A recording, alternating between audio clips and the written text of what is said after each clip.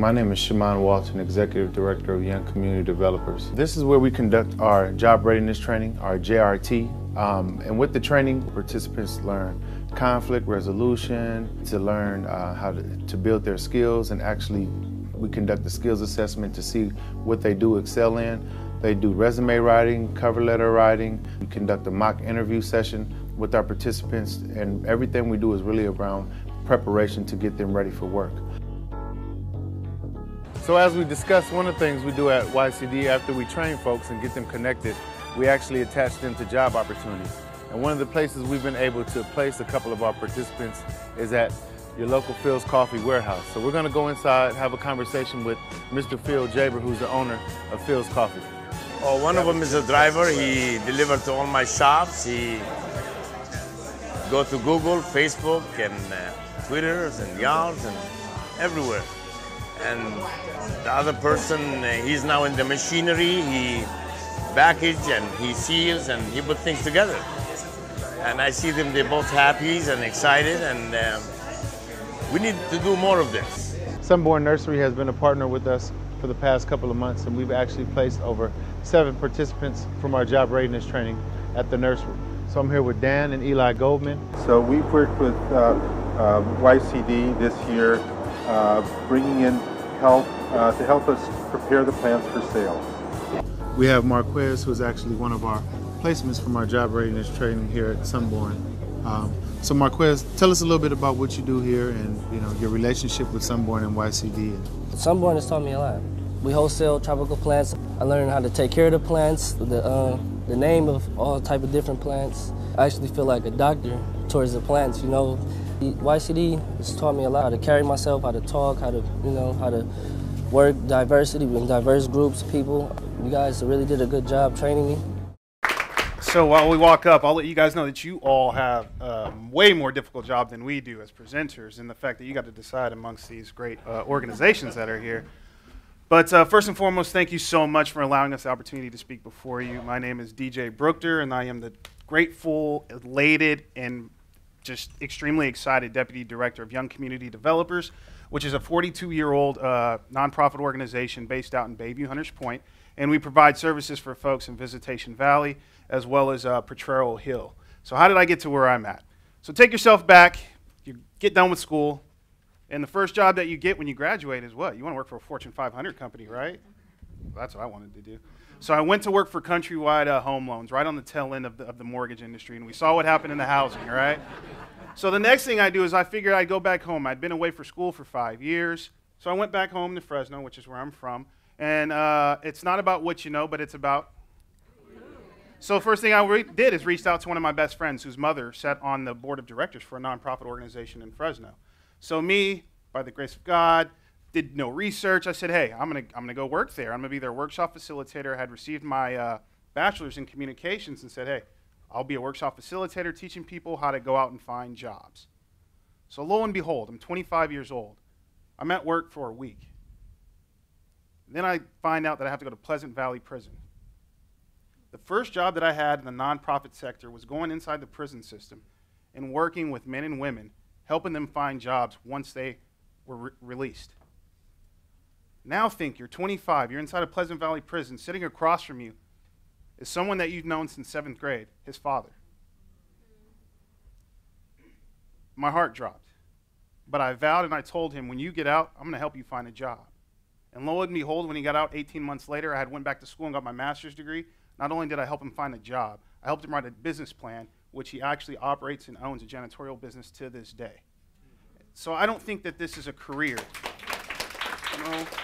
No applause, because it's not a career. I look at this as my life's work. I'm passionate about the work that I do, and I'm passionate to work with young people like Marla that you'll get to hear from.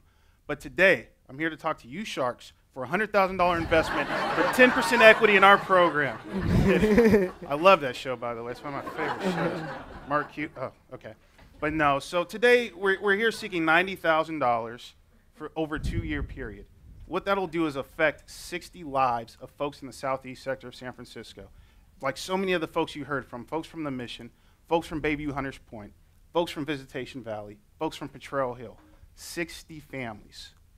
And what this will do, this is an 11-week program where we actually take them through our job readiness training, which is about roughly 6 to 8 weeks, where we teach them all the soft skills. We teach them how to get up to go to work in the morning, how to turn off your cell phone, how to make sure if you're not going to come into work that you're corresponding with whoever it is you need to correspond with. And then they have hands-on training, learning photovoltaic installation. We're seeing right now there's a 25% growth in the solar industry in 2015 alone. So we want to be a trendsetter in that industry. Now, you guys have heard enough from me. But one thing, or actually 3 things I want you guys to remember when you think about young community developers is preparation. It's training, training, training. That's what we're all about. At the core of everything we do, we train our folks to make sure that they're ready for these opportunities that are here in the city, and they're here. Placement. It's right in line with the mayor's 5 points. Jobs, jobs, jobs. Once we prepare young folks, we place them in opportunities that make it sustainable so they can not only provide for themselves, but provide for their families, which then trickles down to the rest of the family, to the little cousins, to the brothers and sisters, and to mothers and grandparents. So it's an everlasting effect.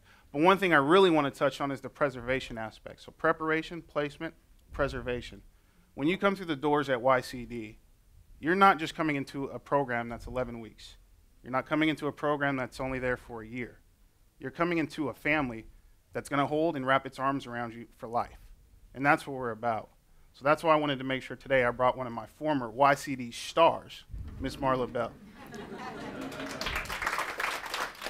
How's everybody doing? My name is Marla Bell. I'm a current resident and born and raised in Bayview Hunters Point here in San Francisco. I've been knowing about YCD for years, but it wasn't until 2012 where I actually decided to partake in the 11-week program. Shortly after the 11-week program, I was immediately in that office every day volunteering because from the beginning, I earned immediate things: opportunity, experience, a sense of community, and networking. Being in the environment, it encouraged me to kind of step forward. Immediately, I was placed. Well, I earned a job at SFO. I worked there from 2012 to 2013. Shortly after that, at the beginning of 2014, I joined a program called Year Up. I applied with the help of YCD. I got into the program, continued it, completed it, and I finished it January of this year. Who would have thought that the platform of my networking was YCD? And believe it or not, I want to start my own nonprofit. So in the long run, I see myself, currently I'm at a company called Autodesk, and I'm going into project management, hopefully going into business and for myself. And I will never forget my YCD family. They've always been my platform, and they've kind of encouraged me to step into nonprofit.